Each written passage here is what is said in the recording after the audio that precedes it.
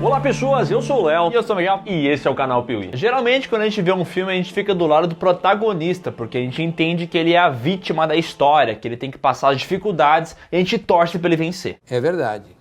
Quer dizer, às vezes não. Acontece que muitas vezes a gente passa o filme inteiro torcendo para esse personagem bonzinho e quando chega no final nós descobrimos que de vítima ele não tem nada. Nunca pensei que ia ser otário, fui otário. E é exatamente isso que a gente vai ver hoje aqui no canal Piuí. 5 vítimas que eram o verdadeiro vilão. A gente é vítima aqui no canal Piuí, né? Porque a gente trabalha forçadamente muitas vezes e a nossa única alegria é aquele likezinho azul bonito. Por favor, deixa um like. A gente é vítima ou a gente é vilão? Eu sou vítima. Tu talvez seja vilão.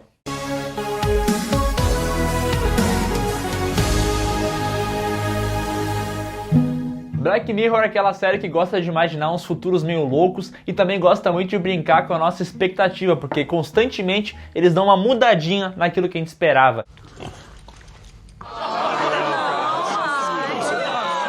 E acontece exatamente isso no episódio White Bear, o segundo episódio da segunda temporada. Nele a gente vê uma moça que acorda sem memórias numa casa e ela tá perdida, toda ferrada. Ela começa a olhar ali umas fotos de uma criança, as fotos de um cara, mas ela não sabe o que tá acontecendo. Ela sai da casa e começa a ser perseguida por um atirador. A gente pensa, meu Deus do céu, alguém tem que ajudar essa mulher. E aí aparecem várias pessoas na rua. A gente fala, finalmente vão ajudar essa mulher. Mas não é o que essas pessoas fazem. Elas puxam os celulares e começam a filmar, começam a caçoar, começam a zoar essa querida mulher.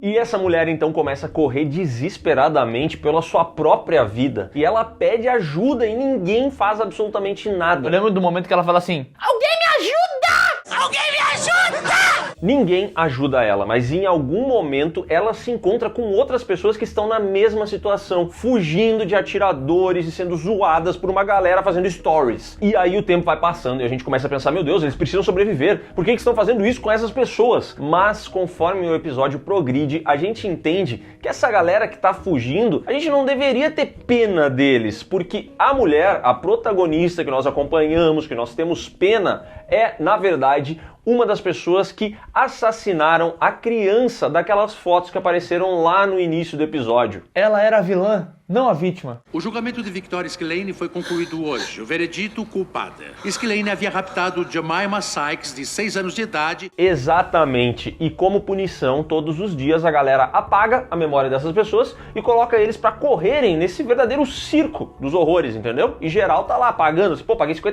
pra fazer um story da mulher correndo. Tu pagaria quanto pra poder ver uma pessoa que tu não gosta sendo zoada assim? Pagaria uma graninha.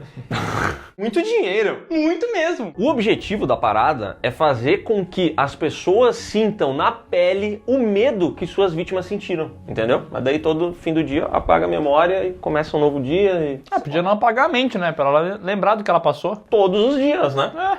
É burro isso aí. Burrice. A saga Todo Mundo em Pânico adora zoar os filmes de terror, mas eles têm um gosto a mais pelo filme Pânico. Até porque o primeiro Todo Mundo em Pânico, lá dos anos 2000, dos irmãos Wayans, zoa pra caramba o primeiro filme do Pânico, que é praticamente uma cópia, só que zoando vários personagens, colocando várias situações ridículas.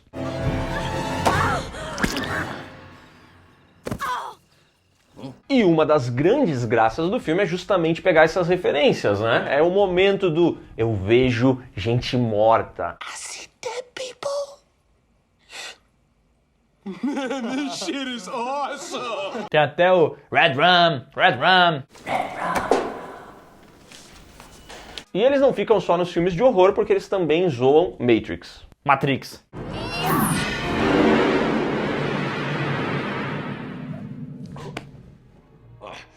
Entretanto, uma coisa é mantida, a dúvida sobre quem é o assassino. E aí a gente começa a ver a Cindy, a protagonista. Ela é boazinha, ela é muito boba, provavelmente não é ela. E a Brenda? A Brenda fala bastante, fala pelos cotovelos, chegou uma hora que ela morre. Então, assim, acho que não é ela. E no meio desse rolê todo, existem vários personagens que a gente percebe que, pô, provavelmente não é ele, entendeu? E o principal desses, aquele que ninguém suspeita, é o Duffy.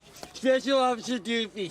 O Duffy é uma paródia do personagem Dewey lá do Pânico. Esse Dewey no Pânico, ele é bem tanso, ele é bem boca aberta, mas o Duffy é muito mais e aparentemente ele tem até uma doença mental. A gente não sabe explicar muito bem o que ele tem, mas ele não teria como ser o assassino, entendeu? Ele não tem essa habilidade. Só que aí o que acontece, cara, é que no final do filme ele mostra que estava apenas fingindo. Olha só, ele era um larápio, ele era um safado. E em uma cena ele corrige o jeito de andar, fica do nada bonitão, arruma o cabelo, entra no carro e foge, fazendo uma clara referência ao filme Os Suspeitos, de 1995. Tem até a ceninha da xícara, lembra lá dos Suspeitos? Que ela cai assim, aparece Dufus embaixo. Esse filme me irrita um pouquinho, tá? Porque esse negócio de tu acreditar que ele é só a vítima, depois tu descobre que ele é o vilão e tal, é uma parada que, obviamente, como a gente falou, foi tirado de Os Suspeitos, né? O filme original a ter feito isso é Os Suspeitos. Mas aí, hoje em dia, quando a gente fala sobre essa cena de corrigir o andar e tal, e se passar por outra pessoa, as pessoas falam, todo mundo em pânico? Não, pô, Suspeitos, caraca, esse que é o original. Cara, pô, um dos melhores plot twists de todos os tempos é o de Os Suspeitos. Assista ao filme, se você nunca assistiu, assista. Agora a gente já estragou a experiência, que você sabe o que vai acontecer no final. Mas é genial. Mas como que vai acontecer, você não sabe. Não, você sabe sim, tu falou da xícara. Parece um negócio na xícara. Porra, Miguel! Filha da puta! Em 2005 foi lançado o filme O Amigo Oculto, dirigido por John Paulson e estrelado pelo Robert De Niro. E nessa história a gente acompanha um pai, o David, interpretado pelo Robert De Niro, e sua filha, que logo após a morte da mãe dessa família, estão tentando reerguer a própria vida. Então eles se mudam para uma nova casa, começam, essa jornada difícil de superar a morte, a perda de um ente querido, e ali no meio desse rolê, essa garotinha faz um amigo. Mas esse amigo não é um garotinho da mesma idade que ela, não é uma outra garota, nada disso. É o Charlie, o seu amigo imaginário. Okay, well, if you didn't do it, then who did? It was Charlie. Criança tem essa maluquice de ter amigo imaginário, né? Tu tinha amigo imaginário quando era criança? Nunca tive. Eu também nunca tive isso aí. Acho super comum, mas eu acho muito bizarro. Tu, uma criança, enxergando um outra pessoa. Isso não é um fantasma, um espírito, um demônio? Tu já pensou que muitas vezes tu pode ter um amigo imaginário, tu pode conviver com ele todos os dias e nunca perceber que ele é o teu amigo imaginário? Porque tu não vai saber que ele é o teu amigo imaginário, entendeu? Pra ti, ele existe. Então tudo que eu escuto dele é como se fosse eu mesmo me falando aquilo? Exatamente. Caraca, que loucura. Não, mas isso é coisa de filme, não tem nada a ver. Que viagem é essa, véi? E certo dia, essa criança tá brincando de esconde-esconde com o Charlie e a vizinha chega lá na casa e fala, vou brincar junto com essa garota, vai ser divertido e tal. Só que no meio dessa brincadeira, essa vizinha acaba sendo morta. E o assassino foi o Charlie.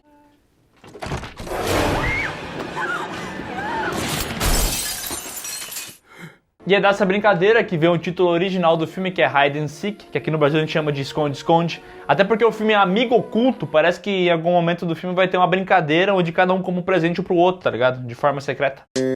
Um presente ruim, um presente de até R$50 e a pessoa compra um presente de R$35 pra ti. E tu comprou um de R$60 pra ela. Minha irmã conta a história que uma vez ela ganhou uma pelúcia usada. Sacanagem, né? Amigo oculto é isso aí, pô. Todo amigo secreto é um chato que não sabe brincar. Depois dessa morte, o David fica meio cabreiro e começa a pesquisar sobre esse Charlie. Mas ele começa a perceber algumas coisas curiosas. Primeiro de tudo, o David passa muito tempo no escritório. Mas quando ele chega lá e vai dar uma olhada no que ele tá fazendo no trabalho, ele percebe que não tem nada sendo feito lá. Tá tudo nas caixas ainda. Ele fica...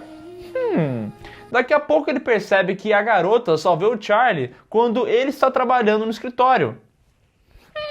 E o mais bizarro, o corpo da vizinha foi encontrado da mesma forma que a esposa dele faleceu.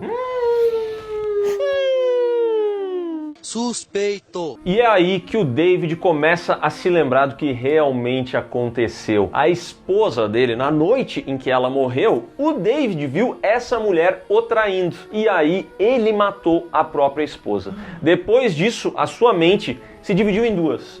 O David, o pai amoroso, querido, preocupado com sua filha, e o Charlie, o corno assassino cruel.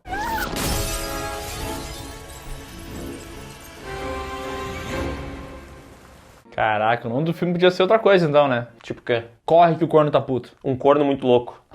Esse é bom. Valeu, foi. Bom, depois disso tudo, acaba tendo uma cena onde o Charlie passa por um combate e ele morre. Acaba esse mal. Aleluia. Porém, tem um probleminha, porque a filha do David, ela demonstra que tem alguns probleminhas ali. Talvez ela tenha um distúrbio de dupla personalidade, assim como o pai. Talvez ela tenha sido corna, assim como o pai.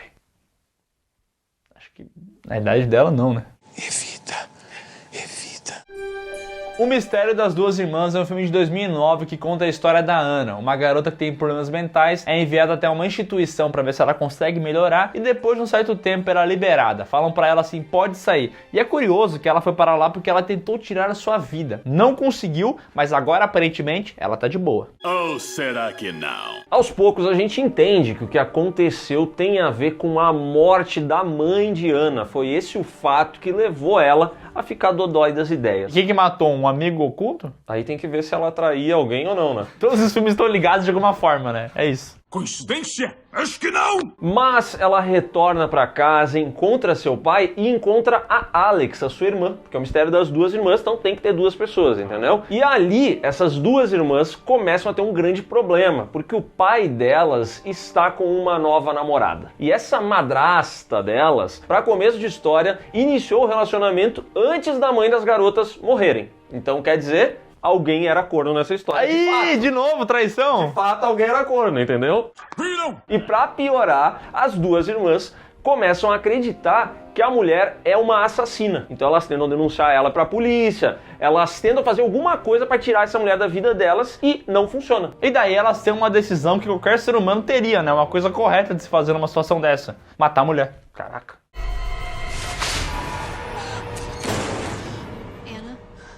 This was the only way. Quando o pai vê a cena, ele fica chocado, só que a Ana explica, não fui eu que matei, não fui eu, foi minha irmã. E aí o pai olha e fala, peraí, cadê a tua irmã? Alex had to do it, Dad. She saved us. Alex? Minha querida, tua irmã morreu no incêndio junto com a tua mãe. Ela não existe aqui, do que tu tá falando? E esse incêndio foi causado pela própria Ana, que descobriu que o pai das garotas estava metendo chifre na mãe delas. Só que aí o feitiço virou contra o feiticeiro, entendeu? Porque em vez dela matar o pai, esse fogo acabou matando a mãe e a irmã da Ana. Caraca, a gente entende nesses filmes então que sempre que rola uma traição, acontece um problema de dupla personalidade. E alguém vai pagar com a vida essa história. Alguém vai pagar com a vida. Tem que matar uma porra dessa. O diretor Jordan Peele estreou nos cinemas em 2017 com o filme Corra, que foi excelente, todo mundo adorou e ficou na expectativa. O que será que esse cidadão vai fazer daqui em diante? E aí, alguns anos depois, ele veio com Nós, o seu novo filme, que tinha uma premissa muito mais bizarra do que a de Corra. Nesse filme a gente conhece a personagem da Adelaide, que está vivendo de boa com a sua família. Quando eles voltam para casa, ela percebe que está sendo vigiada por uma família quase que igual à própria família dela. Quase como se fosse irmãos gêmeos do mal. Mas que porra é essa, hein? E essa família de irmão gêmeo do mal não tá só observando, eles também querem violência, eles querem acabar com essa família original. E aí começa uma perseguição que não tem fim. E uma porrada de gente vai morrendo nessa história. E a gente sempre fica torcendo para que a Adelaide e a sua família consigam sobreviver. Afinal de contas, eles não fizeram nada, eles apenas estavam existindo quando foram atacados. Entretanto, quando o filme se aproxima do final, a gente descobre que na verdade a história não é tão simples assim. Isso porque essa família de gêmeos do mal, eles vivem numa espécie de submundo. Aquilo que está abaixo do solo, como se fosse uma realidade paralela. Um mundo invertido. Meu Deus. E esse submundo está lotado de outras pessoas, todos têm a sua versão que está naquele local, que teoricamente é muito pior do que a versão de cima. E a Adelaide, quando criança, foi trocada pela Adelaide que está lá embaixo. Então ela estava no submundo e ela passou para a realidade aqui de cima. E é por isso que a irmã gêmea do mal está atrás dela, porque teoricamente a Adelaide roubou aquele lugar que originalmente era da Adelaide gêmea do mal. Você é caloteiro e não assume, Marta. Bom, no final das contas, esse filme aqui quer dizer justamente que não tem esse lance de quem que é o certo e quem que é o errado, entendeu? Porque o que acontece? Aquela pessoa que veio no submundo, ela subiu até um mundo comum e conseguiu viver de boa. Então ela tá tão certa quanto qualquer outra pessoa que vive tanto no submundo ou no mundo real. Então o filme quer falar que não tem essa distinção entre pessoas. Ele quer fazer uma crítica social foda, né? Críticas sociais fodas. Exatamente. E esse aqui é o grande roubo da lista do Piuí, tá? Porque esse filme aqui não tem vilão e não tem vítima. Justamente porque ele é uma grande alegoria que questiona um pouco por que alguns de nós têm um lugar melhor do que o dos outros, entendeu? Como que algumas pessoas chegam lá, por que outras, teoricamente, não são merecedoras de estarem lá. E a Adelaide, gêmea do mal, não é a vilã desse filme. E a Adelaide original não é também a vítima. Ou seja, isso aqui é um roubo na lista do Piuí. Bom, esse último item aqui da lista é fazer uma brincadeira, né? Você achou que a gente era vítima o tempo inteiro, mas no final a gente mostrou que era vilão. A gente tá roubando de vocês. Ele não pode se safar de novo! Então é isso, pessoal. Se gostou desse vídeo, dá um like, mano. Se inscreve no canal, marca o sininho e comenta aqui embaixo outro filme que isso acontece que pode ter mais parte dessa lista, hein? E não se esquece de seguir a gente nas redes sociais e de ouvir o PeeWeeCast, o podcast do canal Piuí, que tem mais de 150 episódios sobre mais de 150 assuntos diferentes. Ah, a gente repete, né? Com vários assuntos diferentes.